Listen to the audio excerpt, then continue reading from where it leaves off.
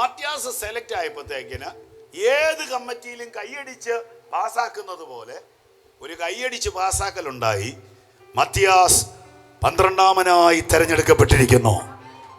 നിങ്ങൾ നോക്കിയേ, അവനെ തെരഞ്ഞെടുക്കുകയും അടുത്ത ചില മണിക്കൂർ കഴിഞ്ഞപ്പോൾ പരിശുദ്ധാത്മാവ് വരുകയും കൂടെ ചെയ്തു. ഒരു സ്തോത്രം പറഞ്ഞു. അപ്പൊ ഞാൻ നേരത്തെ പറഞ്ഞ ആശയത്തിന് ഇച്ചിരി കൂടെ ഇതായില്ലേ? ആ കോറം തികഞ്ഞപ്പോ എന്തോ പറ്റി ആണോ? അപ്പൊ അവരും വിചാരിച്ച് കാണും കറക്റ്റ് തെരഞ്ഞെടുപ്പാ. സ്തോത്രം പറഞ്ഞേ. പക്ഷെ യേശു 12 എണ്ണത്തെ തിരഞ്ഞെടുത്തത് നേരിട്ട് പോയാ. ദിവസം വായന മനസ്സിലാകുന്നത് കടൽ തീരത്ത് പോകുന്നു, കാട്ടത്തിയുടെ അടുത്ത് പോകുന്നു, ടാക്സ് കളക്ടറുടെ അടുത്തോട്ട് പോകുന്നു, ആത്തിയുടെ ചുവട്ടിൽ ഇരിക്കുന്നവൻ്റെ അടുത്തോട്ട് പോകുന്നു.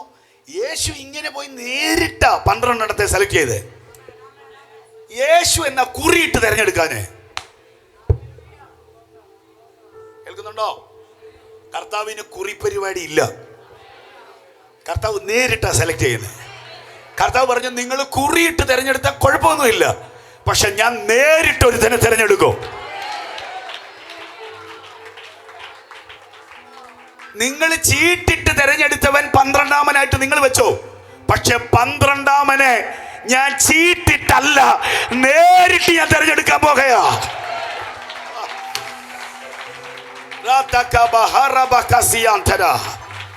ഈ മീറ്റിങ്ങിനകത്ത് ചിലതിൻ്റെ നേരെ പരിശുദ്ധാത്മാവ് വിരൽ ചൂണ്ടി ദൈവത്തിന്റെ ആലോചനയായിട്ട് കൈമാറുന്നു. നീ കോറം തികയ്ക്കാൻ തിരഞ്ഞെടുക്കപ്പെട്ട ആളല്ല.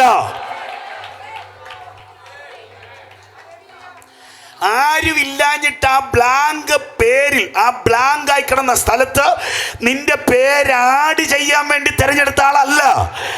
ഒന്നുകൂടി പറഞ്ഞാൽ, ഏതെങ്കിലും ഒരുത്തന് പ്രസാദം തോന്നിയിട്ട് നിന്നെ തെരഞ്ഞെടുത്തതല്ല, മറിച്ച് അവൻ നേരിട്ട് തെരഞ്ഞെടുത്തതാ.